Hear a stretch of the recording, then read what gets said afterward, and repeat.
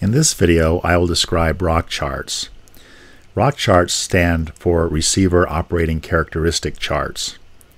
This visualization was developed by Dr. Russell Anderson to help explain how ROC charts work. You'll notice along our vertical axis we have our true positive rate. We have 8 actual positive instances that are arrayed down here in terms of rated from the most probable to be 1 down to the least probable to be 1. We also have 12 zeros or negatives. They're also arrayed down this probability table. So how does this work? As we select from the top of the probability table, and that is a 1, then that is the first true positive that is found. The next one is the second true positive, and you can see that the true positive rate is changing as the true positives roll into the vertical axis. And so it goes up until it has found all of the true positives that are sequenced in a row. The next observation is going to be a false positive. So when this happens, then it moves along the horizontal axis 1/12 of the way, and that is represented in the false positive rate. The next one is a true positive, and so it moves up the true positive axis.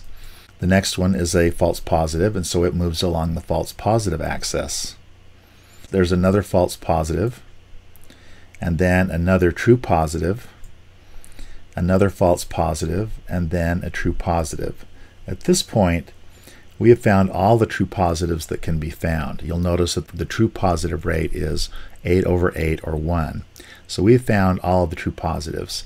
The only thing that can be found that it remains are negatives. And so we will be able to increase the false positive rate for each one of these that is added. You can see here the false positive rate changing, and you can see the line moving along the horizontal axis until it gets to the end. All ROC charts will end over here where all true positives and all false positives have been found. If a classifier was able to find all of the true positives before it found any false positives, then it would come up here and it would be a perfect classifier. It would find all true positives before it incurred any false positives.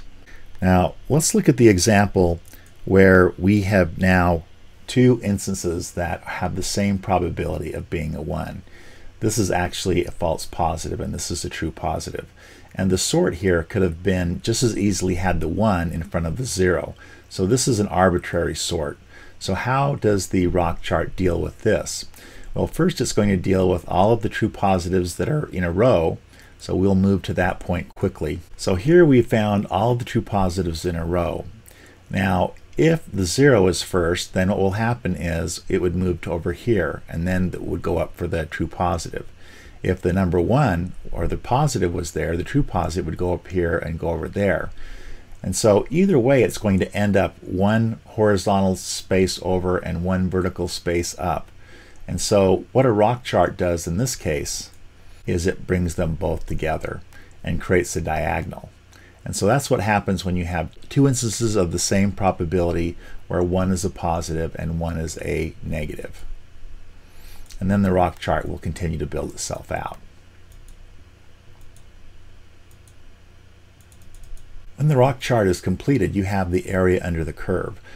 Now, this is a fairly choppy ROC curve, and the reason it is because we only have 8 true positives and 12 false positives. Usually ROC curves are built with you have hundreds or thousands or even hundreds of thousands of observations. So each true positive would go up a very small amount, and then each false positive would go to the right a very small amount. And so what you have is you have curvilinear charts represented instead of these that look like they're more stair-stepped. What happens if we shuffle these randomly? In other words, instead of using the smarts that are derived from our classifier to rank things from the most probable ones to the least probable ones, what if we just randomly shuffle them? So in this case, we're going to have some zeros with low probabilities, some 1s with high probabilities. And so when you get this happening where there is no top down, where you have the most probable at the top for a 1, and down here the least probable, what your classifiers are going to do is they're going to stay around this vertical axis, which is coin flipping essentially. So when we shuffle this, it should stay fairly close to that diagonal axis.